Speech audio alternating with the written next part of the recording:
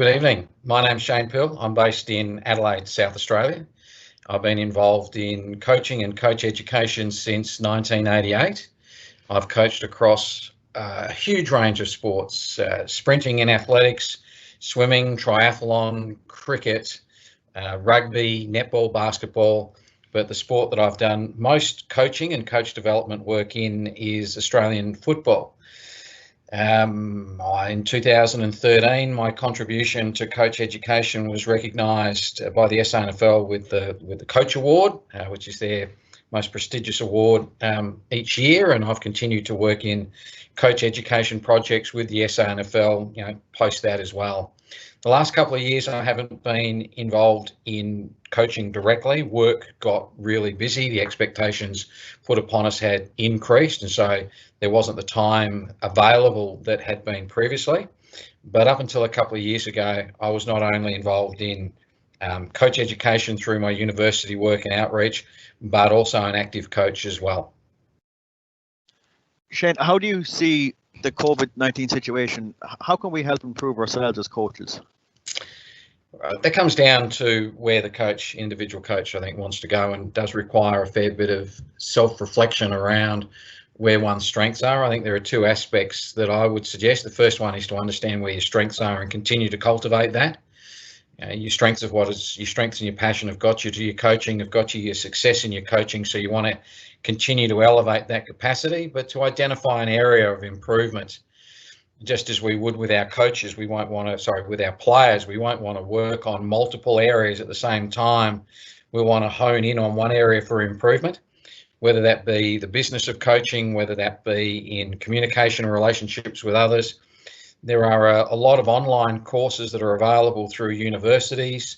In Australia, for example, we're being encouraged to put short courses available to people who are having to work from home, who can take this opportunity to do some personal development that otherwise they wouldn't have the time to in the business of their lives.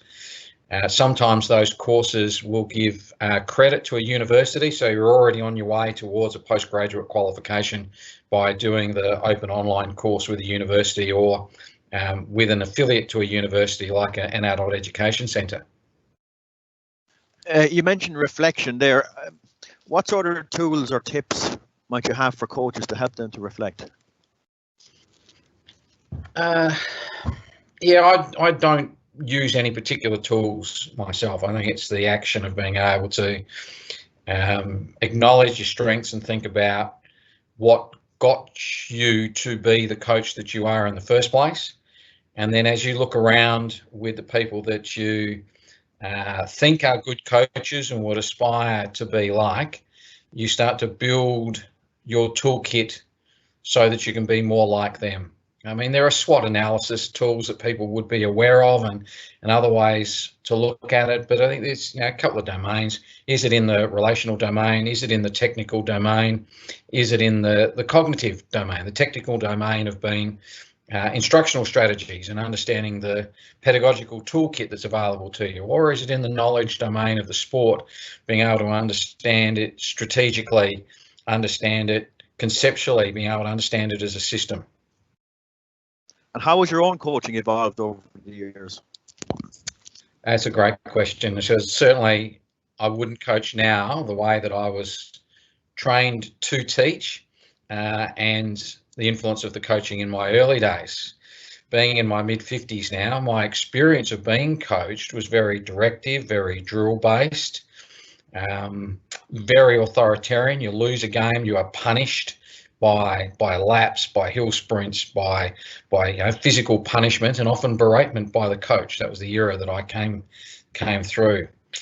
It was around about 1992 when I was doing my level 2 Australian football coaches course, and they were talking about the work of Rick Charlesworth, who's arguably Australia's most successful international coach. And they talked about his philosophy of using small-sided games, and not just any small-sided games designed deliberately to package technical, tactical and fitness training in one activity, and he called them designer games, as a centrepiece of his philosophy of coaching. And I thought, well, if that's the way that one of the best in the business is going about it, I want to find out more. Well, what is he doing? And then Rick Charlesworth released a paper through the old Sports Coach magazine that was produced by the National Coaching Council that set out this idea of designer games to teach players game sense. Started to play around with that idea of designing games purposefully to achieve particular learning outcomes in my coaching. And then a year or two later, the Australian Sports Commission brought out the game sense approach to shift from a highly directive technical perspective to more of a game-based, not game only, but game-based approach. Initially, I was playing around with the idea of game-based coaching with my football teams and the other teams that I was coaching, and eventually I started to bring more of those ideas into my physical education teaching as well. So in a way, I think I was able to accelerate my understanding of game-based coaching because I was able to see the synergy between sports coach pedagogy and what I was trying to do with my players and positioning them as learners and what I was trying to do in my physical education class. So that philosophy of seeing the player as a learner, seeing the student in my physical education class, I couldn't see a distinction. So the notion later on that Robin Jones published, The Sports Coach's Educator, really resonated with me. What sports coaches do is to create an educative endeavour with their players for the purpose of improving them. And in later years, that evolved towards an understanding of athlete-centred coaching that, you know, better people make better clubs, make better communities. And did you struggle with the concept of game-like approaches at the start? No, I don't recall struggling with it. I do recall that it took a lot more consideration. It's easy to go to, I'm showing my generation, it's easy to go to a textbook and see a series of drills and think, yep, that drill will do today, and I'll follow it by this drill, and then maybe we'll have a scratch match at the end to put some of those ideas in practice. That doesn't take a lot of time and is a very straightforward process. To actually think about where are my players as a group in their learning, where are those different points of learning, and how do I design an activity that will engage them all? But then what might be some of the individual clusters of learning that need to be able to be catered for outside of the game in order to elevate an aspect of their performance to be put back in the game. That was a very challenging concept to deal with, but challenging in the sense that required a lot more thought and planning as a consequence. And the coaches that worked with you, were they on board with you, or did you have to do a bit of convincing for those guys as well?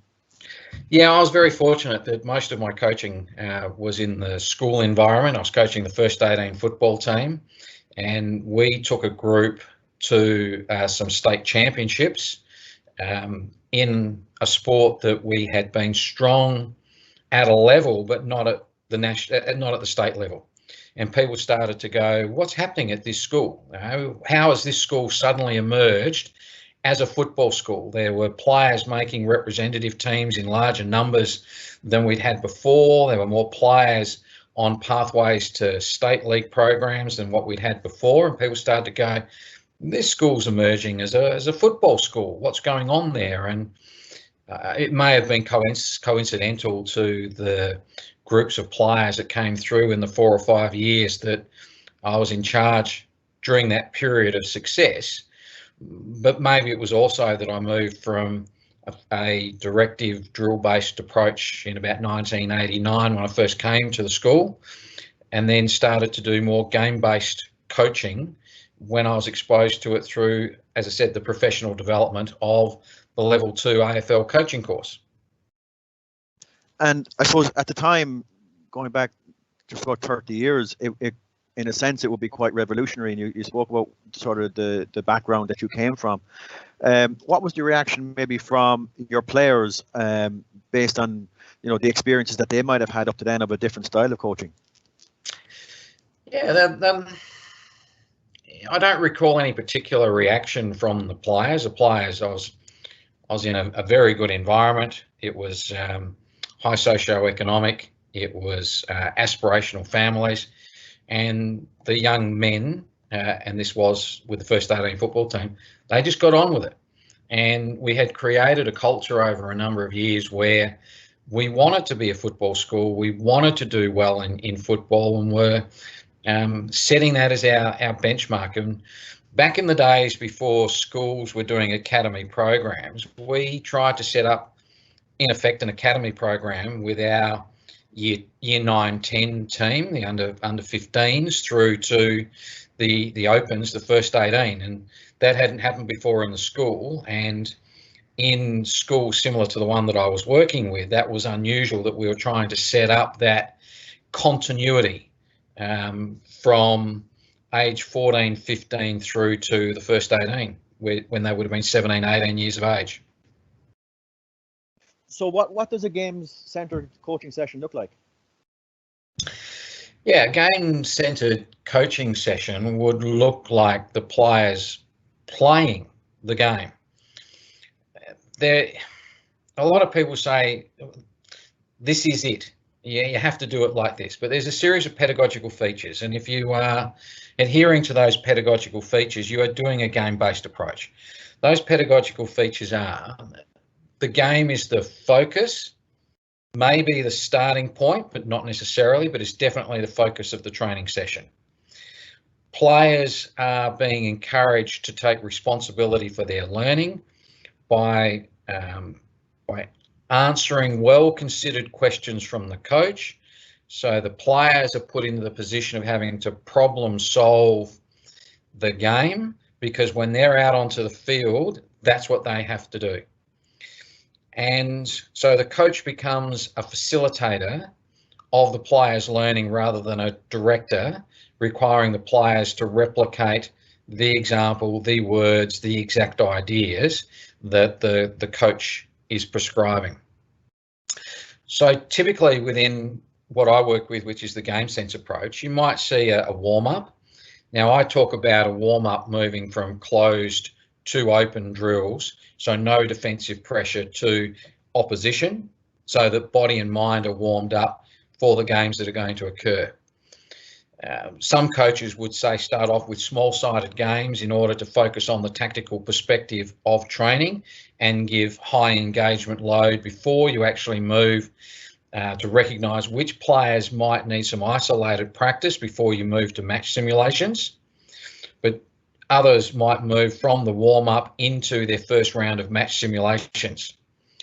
Then at the end of training, instead of the normal warm down of running a couple of laps and doing some stretches, that's when the players would be working with their development coach on their identified learning needs. So if I use a game of Australian football, we might have a group working with a developmental coach on ground ball pickups because they aren't solid in taking possession below the knees, and that's the area they need to work on. Might be another group of players who are not quick to dispose of the ball, so we'll be teaching them one-step kicking. There might be another group of players whose, using a metaphor, hands are not strong in the contest, and we want to improve that. They might be working with some medicine ball drills to improve their capacity to take possession of the ball. There might be some midfielders working on aspects of the game that players don't learn just by playing the game, because they're what in Australia we might call the craft. And so, for example, being able to get under the shoulder of a player, put them off balance so that you can roll out of the contest and be first to receive the ball because you've put them off balance legally. And so therefore you've created time and space on your opponent. Those little tactical aspects are often not just learnt by observation. They need to be directly, explicitly taught, and they would happen in the craft work at the end of training. So then a training session, for example, the beginning and the end would be almost where you focus on more technical things, and it's where many of the drills would live. So instead of a session being primarily about drills, as you said, and then maybe a bit of a game at the end, it's putting those type of activities into the preparation and maybe the specific elements at the end. Exactly right. And some coaches might prefer to go from the warm-up closed to open drills, then into the craft work to extend the warm-up before going into match simulations. Others might prefer to replace the traditional warm down at the end with the craft work. But the core of the training will be the game form. There'll be those practice forms, drills to work on components of the game, to give the players confidence. In a teaching sense, we might even call that retrieval practice. The things the players can do comfortably, feel good about, they'll do those in the drills. When we put them into the match simulations, we put them at the edge of their ability. We find out where they need to improve both in their decision making and in their movement toolkit. And then we're able to work on those outside of the training session in the craft work and other skill sessions that might happen with the development coaches. There can be a perception that game sense or games-based coaching often involves, picking two teams, throwing in the ball and just letting them go, and the coach's job is done. That's obviously not the case. Absolutely. I mean, the coach has a more nuanced role in a game sense approach. They're observing habits. So they're watching a player and, okay, so a player misses a kick, for example, in Australian football. Is that a one-off situation, or is there a technical, tactical habit there that we need to monitor? So we just don't come in straight away with some feedback to the player. We watch, we look for habits. That's not a habit that will be taking them down a good pathway. That's a habit that will create a performance dead end. Then we need to come in with our intervention. In a game sense approach, that intervention would start off by asking a series of questions that may be guided discovery questions, where the questions sequentially lead to a particular target concept, or they may be a convergent question to get quickly down to an idea because the player already knows the answer and we just need to get it into recall so they can focus on it. Or it might be a divergent question where we're opening up the possibilities for behaviour beyond the limited option that we see the player choosing. And is that very much on the cuff then? As the session is going on, you're observing, you're noticing things, you're picking something out, or is there some degree of planning that you can put into that? Absolutely, there's planning. I mean, you target the training session at a particular performance improvement goal, whether that's team strategy or we're working individually on tactical thinking. There is a point to the training session, and everything in that training session should spiral back to that point. That's how we make learning stick. Having thought about what the learning intention of the training session is, we can go in knowing, because we know our players, knowing what some of the performance errors, faults, behaviours that we need to change are likely to be, because we are continually evaluating our players. We're making notes on those. So we're only ad hoc with our questioning if something unusual comes up that we need to focus on or address. But the craft of the coach is designing the game for the moment that they want the learning to be revealed. And when that moment happens in the game, they're able to freeze it, they're able to talk about it, because they've been waiting for that moment. They knew that moment would occur, and that's the moment that they're looking at to bring the new learning to their players.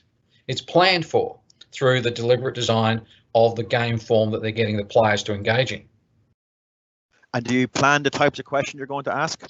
Yes, you do. Those types of questions come back to the target concept of the training session.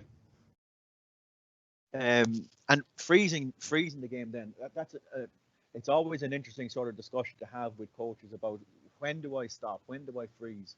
You mentioned there earlier on about some players have habits and maybe other players a mistake might be an unusual event, for example.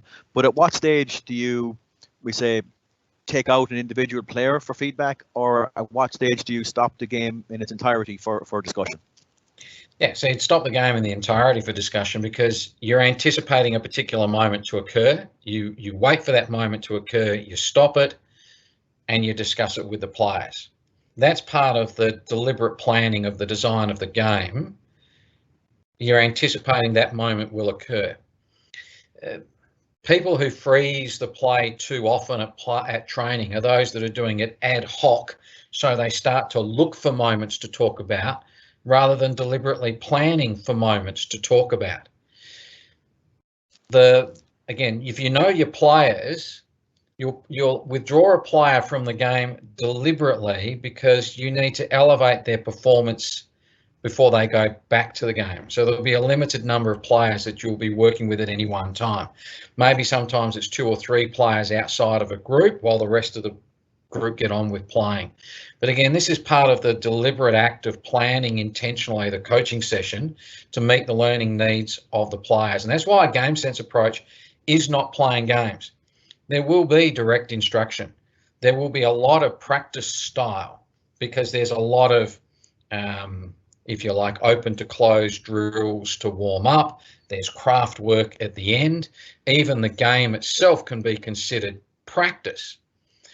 The notion of guided discovery, which is integral to authentic game sense training, comes from the verbal interaction that the coach has mostly, not only, but mostly with their players in order to encourage the players to do the thinking.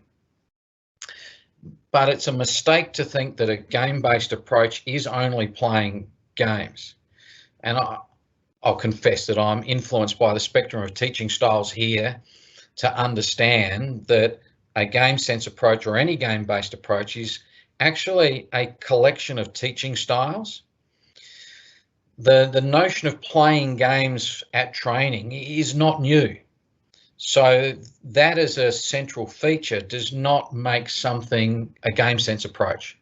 The game sense approach was called developing thinking players. In order to get developing thinking players, you need to shift the cognitive behavior in a particular direction to the players. So rather than the coach doing the thinking and solving the problems and giving the answers to the players, the coach has to think of questions in order to get the players to do the thinking in order to solve the problems, because the players are the problem solvers out on the ground. Players then must also have a fairly good understanding of the principles of the game or the principles of the approach that you'd like them to take. Yeah, the principles of play give an operational understanding of the game. They also enable the coach to develop strategy so that uncertainty between players can be eliminated because we have an action plan. So we can anticipate our players will do certain things because it's part of our team strategy. It doesn't guarantee that's going to happen because the player has to make tactical decisions in the moment, and there may be occasions where they can't conform to the strategy because the moment doesn't allow it. But the whole idea of a strategy is to bring some degree of cohesion to a playing team so they can anticipate what their teammates are likely to do so they can make their decisions faster than the opposition because they've got some anticipation of what their teammate is about to do. And talk then maybe about the cues or the discussions in training that might happen to support that development of team play. Yeah, obviously that's something that's got to be built over time. Some people will be saying that, again, we don't want to overload information, so we're going to move through the phases of the game. And so we might have pre-season a building block of defence, followed by a building block of transition from defence, followed by transition to attack, followed by attack, and that gives us our 16 weeks of pre-season to build our strategy. Never leaving behind the ideas from before, but we build through each block in order to understand our system of play. Others will say, well, I want to do a whole part whole approach, so I'm going to develop a basic operational plan and then work on a component of it and then put it back into the bigger plan. That'll be based on your philosophy and how you understand learning occurring. But the idea is, like any learning, you start from simple and you build to more complex over time. So right down when kids first are learning to move and coordinate, we introduce the idea of tag games in order to help them run and evade to occupy space. Well, that's pretty much what basketball, netball, Australian football, Gaelic football is. They are games of keep you off, evade the opposition. Keep the ball, evade the opposition long enough that you can score and they can't. So we introduced the idea of keep the ball, which in Australia we often called those games keepy off. That's a principle of play. Keep the ball off the opposition. Now, how we do that, we develop in complexity and understanding over time, so that when we get to sophisticated games like full rules of Gaelic football, Australian football, lacrosse, hurling, whatever it might be, there's very nuanced and subtle ways of keeping possession off the opposition. But essentially that comes right back to as 4 or 5-year-olds in the playground run away from the opposition so they can't get the ball off you. And then we introduce lines and goals. So the direction that you run away from your opponents, hopefully, is to progress the ball towards your goals. And then the opposition start to understand that they can prevent that by putting numbers in front of the goals. So then you have to start to think about how do you manipulate that space in order to penetrate through them. And then we're able to bring in a new principle of play, which is that notion of mobility and another one of penetration. And so we progress over time. And again, players need to have a good understanding of maybe their individual role then, and being able to play whatever position that they might find themselves in. Well, certainly that's the way that Australian football has evolved over the last 10 years, that the team will play to a certain system and players need to be able to come and play their role in the system, and players are recruited based on attributes to play roles in the system. Of course, that doesn't happen with kids. Kids are still developing their attributes, still developing their game. We want them to play all positions. The tall kid at 13 years of age may not be the tall kid at 18 years of age because they had their growth spurt early and other people shot past them. So it's important with young kids that they play all positions, all parts of the field, learn the whole game, because we don't know what their attributes are going to be as adults. But certainly in adult form, you're right, we build our system of play from the attributes of the players to be able to play roles within the system. To give you an example, I was at an AFL club a couple of years ago, and during their briefing, they conducted their session like this. Here is the first activity. Robert, what's one aspect of Hawks ball that this activity is developing? Yep, you're on the right track, but we're missing something. Peter, what's the other aspect of Hawks ball that this activity is developing? So again, players were being Q&A'd before they went out to training to prime them to understand the role the activity was playing in developing their game system, which I've used the metaphor of Hawks ball. So Hawks ball has meaning to them. When they say Hawks ball, they're able to unpack a series of principles of play in a particular way that defines their playing system. So for us here in the GAA, we have our Go games, which are small-sided non-outcome based games for kids, and we try and progress the rules from the smallest, youngest introduction onwards towards eventually something approaching the full game and onwards. What's your experience of that in AFL, for example, or in other Australian sports?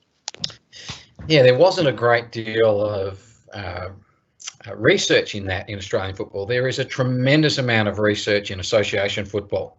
And so often invasion sports take their lead from that great volume of work in association football around scaling the game to particular, not just player numbers, but field sizes in order to replicate the perception action of the full game.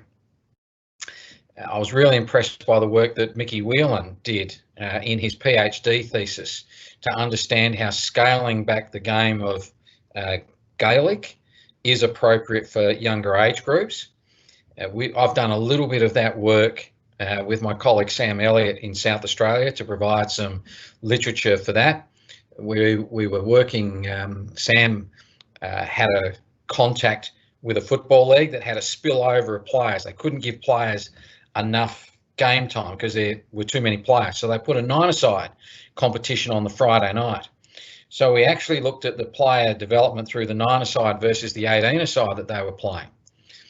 The parents preferred the 9-a-side as a spectacle. The players preferred the 9-a-side because they touch the ball more often.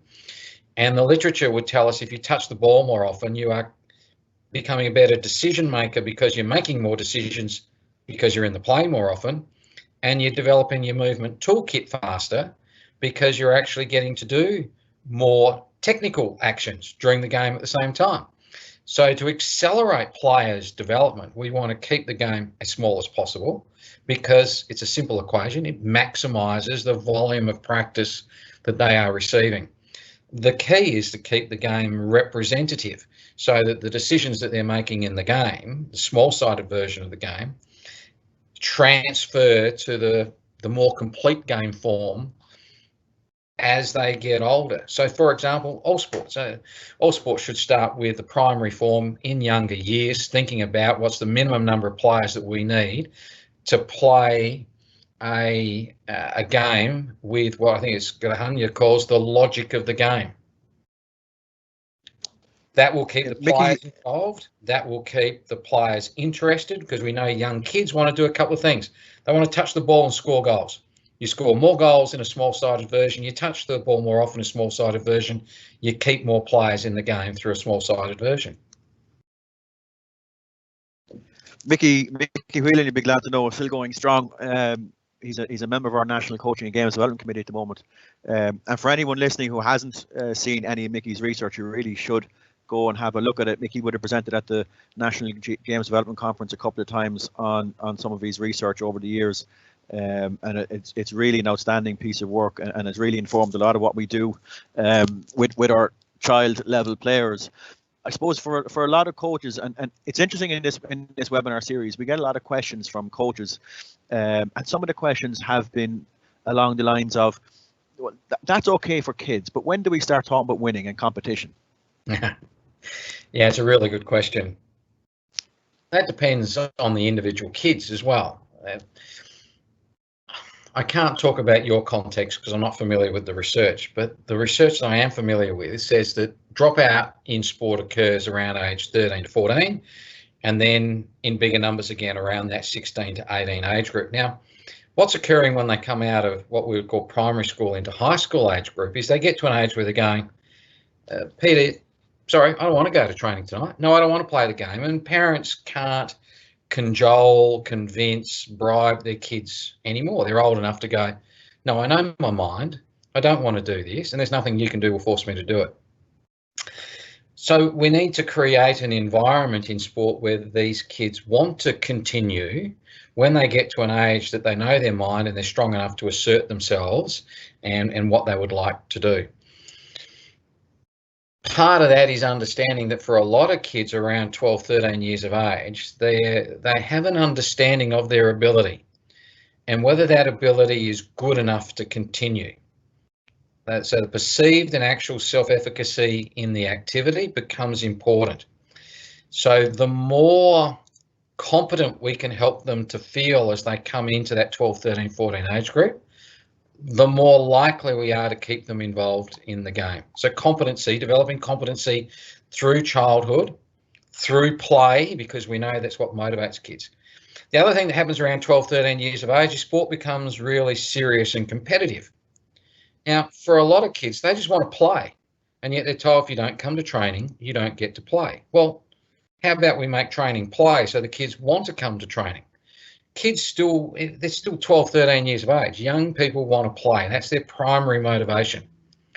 They come to sport usually because parents take them to a sport. The young kids just want to play. So for those kids that are really sporty and they're competitive and they think they want to try themselves, yeah, this new competitive environment will suit those. What other options are there for the kids that might be a little bit slower to develop?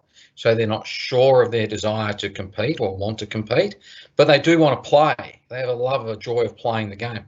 What option is available for them? Now, 4 or 5 years down the track, they may develop and become competitive because they have a late growth spurt, late development of that aptitude. So they'll be able to transfer across. But I have the hypothesis that we lose a lot of kids in sport because sport becomes competitive. And you know what? It loses the joy of playing. The essence of true sport has always been 100, 150 years ago. There was an ad in the paper, game of football on the weekend. However many turned up, they thought, righto, 100 metres, 150 metres apart, that's the right distance for these numbers. Are we playing your rules or my rules? No, this is my home turf, so we're playing my rules this week. And then they played a game, divided into two teams and played a game. That's the heart of it, turned up to play a game. Then at 16, 18 years of age, these kids are looking ahead going, well, I've been good enough to get a game each week, but I'm looking ahead and I'm going, next year I come out of under 18s, youth, and I'm in the adult squad. I can't beat Pilly for a game. So we lose them because there's no option for them. There's a player ahead of them. They're forecasting ahead that they can't get a game in front of that player. So they go out and do something else. So again, that's 16 to age group. What are we offering those players who are thinking, I'm not yet there to get a game, but I'm really still keen just to play. There's no option for them, so we lose them. It's a really sort of difficult thing for every sport to get their head around, in a sense, because, like you're saying, there's a cohort of kids who just want to go play. They're not really interested in winning or losing or competition-based things. And there's even at 14, 15, there's a cohort of kids who are almost thinking to themselves, I'd like to be, a footballer. I'd like to be a hurler. I'd like to be on my county team and these type of things. So as an organization, then you're trying to span that full sort of breadth of motivations with quite limited and rigid structures. Yeah, that's right. And so I think clarity about what you're about is important, but also if from a society perspective, we want to get more people more active more often in order for the health of our population, sport is an ideal vehicle for that. It's a community connector. It provides wonderful, not just physical development and nutrition advice so that you can get a good diet, etc. But it also provides connection to other people. So it's good for your mental health. It helps to pick you up, to celebrate, to support you, to find the positive in you. So sporting clubs constructed right, by right, I come back to that notion of they're athlete-centered. So they're looking at developing and caring and nurturing the individual, not just the individual as a player, but the individual. Because those environments are incredibly positive, we want people to be involved in those environments. But at the core of it, we want more people more active more often, and sport's a good vehicle for that. So therefore, we need to be providing multiple participation pathways. And I understand that will stretch people's thinkings. I'll give you an example. One of the football clubs that I heard about, I was working with this coach, and this coach said to me one time, Pilly, this is what we designed at training the other night. We had three games going. We had the group over here that I'll just call the players, and they were involved in a game. We had another group over here who, we knew they were trying to push themselves, but we actually knew from watching them, talking to them, etc. They really just wanted to play, but they were testing out whether they wanted to be serious about the sport. Then the third game going on over here was the kids that were serious about the sport, and they were getting right into it. So we were able to actually work with the needs of each of those three clusters of kids that we had by having three games going on, and each of those three games were able to meet the kids where they were at. In my experience, we often don't see that type of deliberate planning of thinking, how are we going to meet the kids where they're at? And sometimes that involves understanding that a kid at 12 years of age is physically 15 years of age and might be ready to join in with an older age group, not be held back with their other age group. And that's just a natural part of growth and development, cognitively, physically, emotionally. There's a bandwidth of development until we become an adult. So to put all the 13-year-olds together in a group isn't logical, because even though they're all 13, they're not cognitively, emotionally, physically all at the same stage of development. And so we can start to look at flexible groupings of kids at training based around our assessment of their learning needs and their readiness for particular activities, which brings us back to the idea of game sense coaching and deliberately developing environments that are learning environments for the players. One of the projects we have here in the GAA has been for teenage players, a sort of an opportunity for kids just go and play. So, for example, a club or a facility would just literally open the gates on a particular night. Players would register. There'd be someone there as a facilitator, coordinator for the event, just to hand out the bibs and footballs and so on. But largely, it's really informal. And what the interesting thing has been that the kids really buy into it very quickly. Especially those kids that maybe don't get as many games in the formal sense that we would have, but also those kids that are probably more proficient for their age. They love just going to play as well, and that's really what they want to do. And very much what we've seen is sort of like, if you want to say, the adult expectations that we have of competition has really impacted on how we organize our games for our teenage players. Yeah, that sounds awesome. And I'm reminded, I was reading recently around some of the strategies that Iceland used to elevate their status in international football.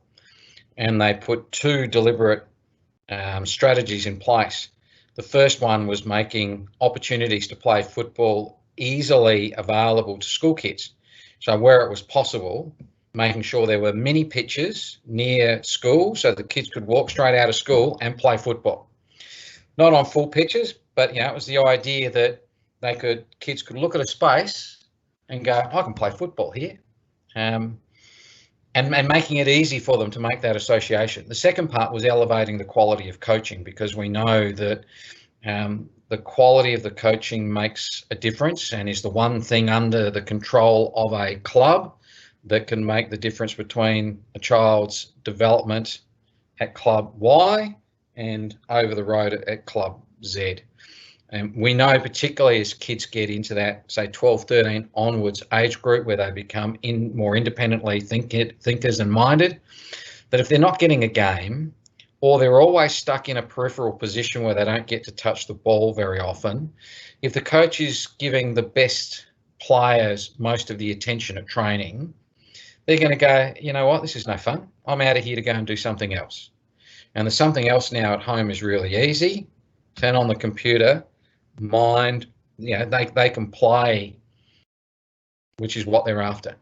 Playing on the computer, playing in the park, it's play. They can meet that desire to play. So if we want them to play sport, we've got to meet the kids where they're at. And we've got to have coaches who are able to meet the kids where they're at and then elevate them appropriately so they can continue to develop. And that winds me back to one of the other big influences on my ideas of coaching, which is Robin Jones' concept of the sports coaches educators. Absolutely, and Sports Coaches Educators is a book that lots of people should read. Again, and there's other questions and queries that we've gotten in over the weeks have been from coaches who say that I spend a lot of my time trying to get support or almost educate the other coaches that I'm working with as much as the players or kids. Have you any ideas or any experience on how to get more from other coaches in a group? Yeah, look, that's a really good question, and I'm reminded of a personal experience where I was coaching a reserves grade team, and I had novice coaches that I was working with, and it was a really difficult situation because I was having to, at times, coach the coaches on what to see and how to observe and think about the game, which of course is a distraction from doing your own observation and thinking about what's happening in the game. It's really important, I think, that experienced coaches make themselves available for more novice coaches to come along and observe and get that informal mentoring conversation after training very quickly about why you're doing X, Y, and Z. But it's an incredibly difficult situation to be coaching coaches at the same time that you are trying to coach players. And to be honest, I think if you're having to coach coaches, it diverts your attention away from your primary responsibility, which is to develop the players. Now, that's obviously different if you're a full-time coach. You've got time to do the coach development piece as well as the player development piece. But if you're not a full-time coach, you're employed to develop your players. That's where, in Australia, and I'm sure other places now, clubs are putting in a structure of a club coach coordinator, and it's that club coach coordinator's role to professionally develop the coaches, not the coach working with his bench coaches to do the development. Let the coach, and then you've got a role in your club coach coordinator, and they develop the coaches. They bring in training sessions, expertise, suggest things, a whisper in the ear, whatever it might be. But let the coaches coach. It's again something that we've been working on here for a little while now. It's the concept of a club becoming a centre for coach development as much as a club being a centre for player development, and to try and set up coach learning groups within the club where coaches can come together, discuss coaching matters and learn and share with each other and so on, facilitated by a tutor or a leader or an official within the club. It's a really interesting concept. In the clubs that we have tried to set that up, it appears to work quite well, though it can be quite a role for the official or the organizer. Yeah, and so if the official or the organiser is the club president as well as the club coach coordinator, they get caught between trying to do two roles. So what I'm suggesting is the club coach coordinator is a designated role in the club that they can focus on. If you're interested in this, Dave Reynolds, who works for the South Australian National Football League, has been doing a lot of work in this space in South Australia. So he has the experience, but also he's done some research and he's considered other programs. So Dave Reynolds might be someone that you'd like to hook up with and have a conversation with around his experience of developing coach education at the heart of where the coaching is occurring, the sports club, through that what he has set up, which is a club coach coordinator program. Yeah, absolutely. We'll absolutely check out that. So I'm just thinking now, there's probably a lot of coaches listening to this and they're saying to themselves, this makes a lot of sense to me. It's maybe something that has been irritating me for a while about my own coaching, but this makes sense and I'd like to try and explore this. As someone maybe who's beginning to explore the game sense or the games-based approach, what sort of advice would you give? Well, I don't know whether it sounds a bit corny, but you just play around with the ideas. That's what I started with. There was an idea and I played around with it. And it's how any learning occurs. You play around with it. Some things work, some things don't work. You tuck those things that don't work away. You reflect on whether it was a good idea, but the wrong group to apply it to, or whether it was not a good idea. That's part of the reflective process. But it's through trial and error that we become better.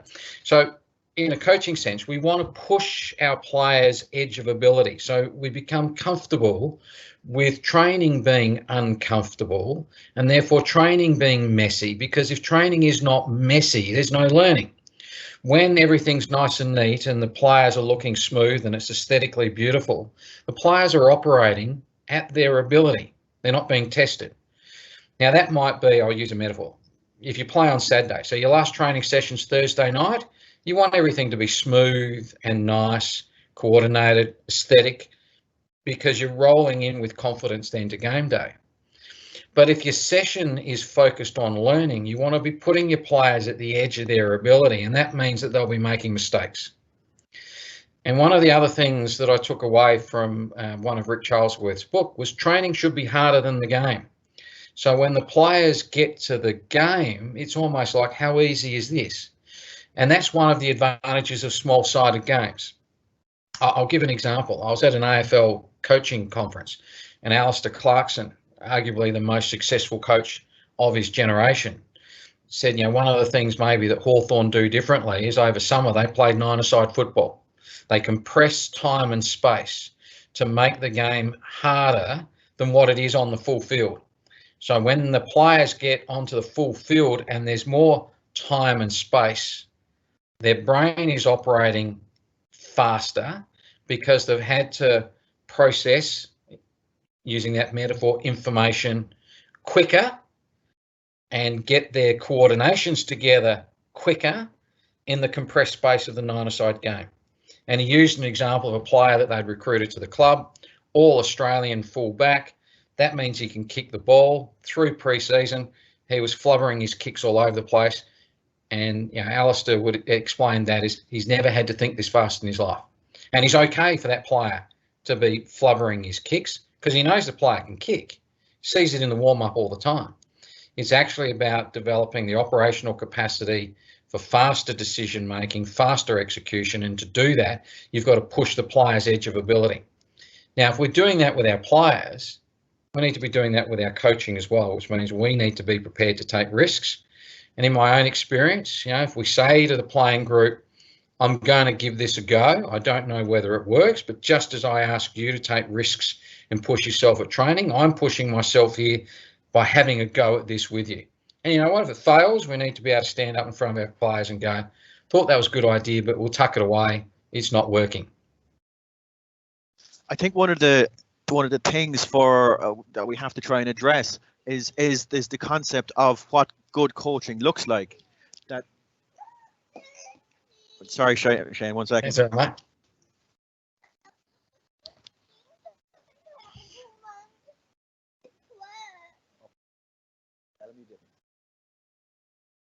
Sorry.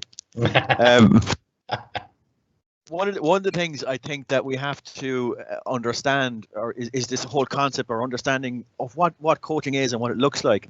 It strikes me that in a lot of senses, if I run drills that are primarily straight line, maybe with some opposition, but the session will look ordered. It'll look in place. I can line up my cones. I can line up my various different things. And anyone who's around the pitch or watching from outside will look at that and say, well, look, that's a well-organized session.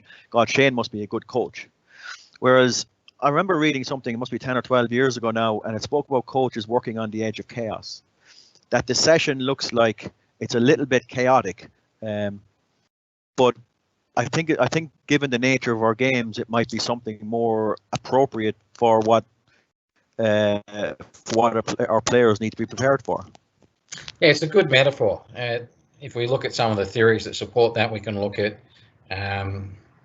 challenge point theory and understanding where the players are. And if the challenge point is too high, they'll be anxious because there's the perception they can't do it. And if the challenge point is too low, it's too easy, that's going to lead to boredom. And it might actually lead to poor performance because they're bored and they're not paying enough attention to the quality of their work.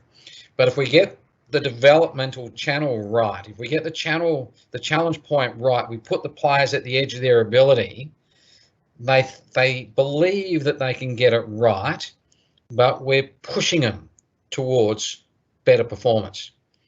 When we see performance all nice and smooth, we would call that a plateau.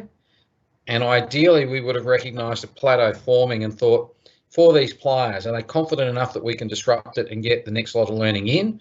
Or do we, knowing the psyche of our players, need to let that plateau sit for a while before we actually get them on their next growth trajectory? That's part of knowing your group and when to go in with the intervention. But the basic premise of putting the players at the edge of their ability when learning is your objective. Learning involves struggle. Learning involves complication. Learning involves challenge. Learning can be difficult. Learning involves cognitive dissonance where you're not sure and you've got to come through and reorganise the way that you think, do, act or behave. Absolutely. Can you, for the audience or people listening, can you recommend some resources or books or further things that people could try and engage with this? Well, one of my favourite books actually goes back to, 1967, is it? An Alan Wade's FA Guide to Coaching. And when you look at I know we talked about principles of play early on, when you look at most of the modern coaching books and they give a series of principles of play for any invasion game, they're there in Alan Wade's work. Might be slightly different terminology, but they're there. Another one of the really interesting books is Eric Worthington's Teaching Soccer. A lot of really good stuff in there as well. And he talks about freezing the play, framing the game as the question to the players. You would read that and you would think, wow, those two books could have been written yesterday. They sound like very contemporary coaching pedagogy, but they go back to the 1960s, early 1970s. I also think for invasion games, the work of Horst Wine in Football Intelligence is worth having a look at. And again, because the ideas are transferable across any sport, and they're put in ways that are easy for coaches to understand, because Horst Wine's work comes with a lot of illustrations, and so you get a lot of ideas for practice. And similar to Rick Charlesworth's work, you can look at a lot of the designer games that he used as examples and see, with a couple of tweaks, how that might work in Australian football or basketball or soccer, even though his examples were hockey. Really, there's no shortage of resources for game-based training approaches, and the nature of, for example, invasion field games are that you can borrow from other sports. Australian football has operationally many characteristics the same as lacrosse. So Australian football coaches can borrow ideas from lacrosse. I would say Gaelic coaches could borrow from lacrosse, Australian football, soccer, because the principles of play and therefore the tactical decisions of the players are similar, because the problems confronting the players are similar. For you as a coach then, and yourself, what was the best piece of coaching advice you were ever given? Yeah, it's a really, really difficult one, and I can't remember any particular piece of coaching advice, but the best piece of teaching advice I was ever given was to plan. Because planning helps you to organise your thoughts and be deliberate in your intentions. Planning involves assessing your players, so again, you can be intentional with the acts that you're doing at training as deliberately targeted at improving your players. So the planning is one of the most important P's, as Alan Launder would have called it in our teachers' college days, one of the important P's of pedagogy. I think one of the other really important pieces of advice that come to mind now that Alan has recalled is this idea of pretest. At the start of the season, we need to know where our players are at so we can build from there. If we don't have some form of pre-assessment of where our players are at, our training program is a guess. So this notion of not just pre-assess to start, but continually assessing the needs of our players enables us to be better designers, intentional designers of activities to help them with their learning. Another question, might be slightly unfair, but a couple of weeks ago we had Stuart Lancaster on this series, and he actually mentioned some advice that he ignored when he was younger that he wished he didn't ignore now. Is there anything like that jumps to mind for you? Yeah, no, nothing that comes to mind, but I do wish I had learnt about athlete-centred coaching much earlier in my career. And it wasn't until I came to university, and you've got access to a much greater range of books and resources, that I came across this concept that Lynn Kidman had developed called athlete-centred coaching. What was interesting was the positioning of game-based coaching as central in athlete-centred coaching, because it shifts responsibility for learning from the coach to the player. The player is responsible for their learning in a game-based approach, and the responsibility of the coach is to do their best to facilitate that learning. So that notion of self-responsibility and enabling players over time to be self-regulated as part of being self-responsible for their learning was something that I wish I'd learnt a long time ago. But I think the best bit of advice I can give to coaches is to be easy on themselves. Coaches make mistakes, and the important thing is to try and be better tomorrow than you are today. Shane, thanks very much. You've been very good at your time. We'll just finish up with maybe one question, if that's okay. Sure. What do you see ahead for coaches and coaching? What sort of future do you see for it? Yeah, I think the immediate future is going to be interesting coming out of COVID-19, and I wrote a blog about this the other day. My blog is Learning Through Sport. I think the issue for sport, all right, I'll put it this way. When Singapore had the virus really well compressed, kids were able to come to school and they were able to do sport after school on campus because they'd been with those kids in that population all day. Now, we know one of the things about COVID-19 is that we need to limit our contact with others in order to suppress the spread of the virus. So I can see a scenario where school sites become an opportunity for sports to ignite before community sport gets going. So one of the opportunities for sport is then to be thinking about how do we work with schools to provide lunchtime, after school, school-based internal competitions to ready and excite those players to come to community sport when community sport is able to get up and running again. It wouldn't surprise me if schools are seen as a safe launching pad, because if they're doing physical education, there's no reason why they can't do some soccer or some cricket or whatever it might be after school with the same group of kids they've been at school with all day, with the same adults that they've been at school with all day. So there's, I think, a challenge for sport, but it's a great challenge too, because if we can create school to community pathways, we provide more opportunity for more kids to be active more often. Shane, thank you very much for your time. The hour has absolutely flown by, and it's been a really intriguing conversation for me, and I really appreciate you taking the time to join us. And again, on behalf of everyone listening, a sincere thanks to you. I'm very flattered to have this opportunity. Thank you.